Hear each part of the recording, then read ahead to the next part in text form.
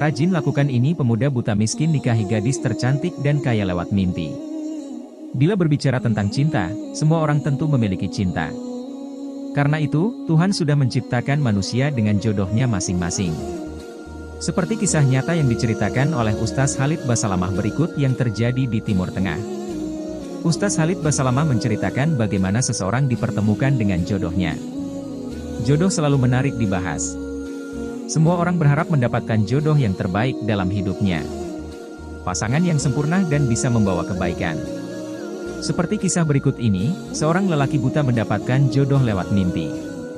Diceritakan di suatu kota ada seorang pemuda buta sejak lahir tidak bisa melihat. Pemuda ini begitu taat, ia hafal Al-Quran. Hingga usianya masuk usia menikah, ia tiba-tiba terbersit minta dinikahkan oleh ayahnya.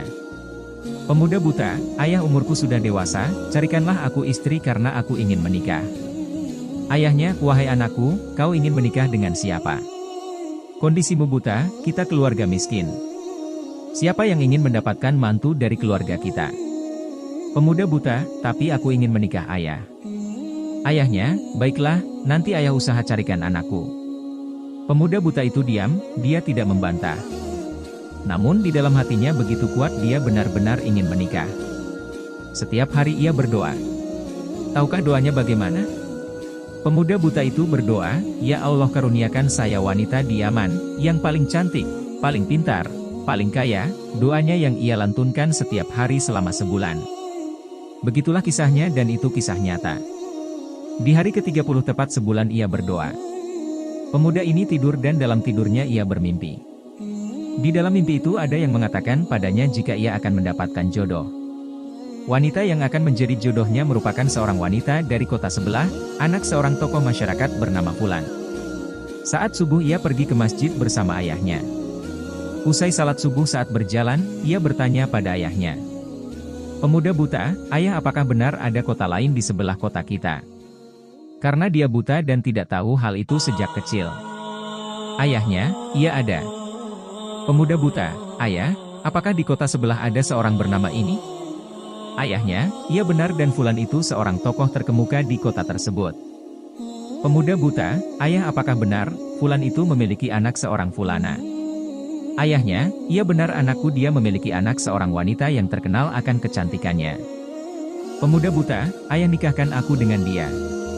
Terkejutlah sang ayah, begitu mendengar permintaan putranya tersebut.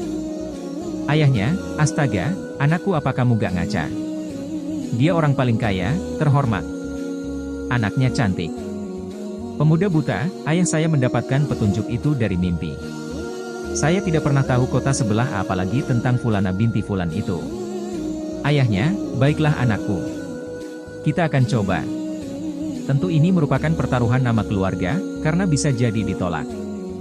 Mereka pergi ke kota sebelah, sampai di depan rumah keluarga Fulan tersebut mereka diterima dipersilahkan masuk. Ketika diterima tuan rumah, mereka ditanyai apa maksud kedatangan.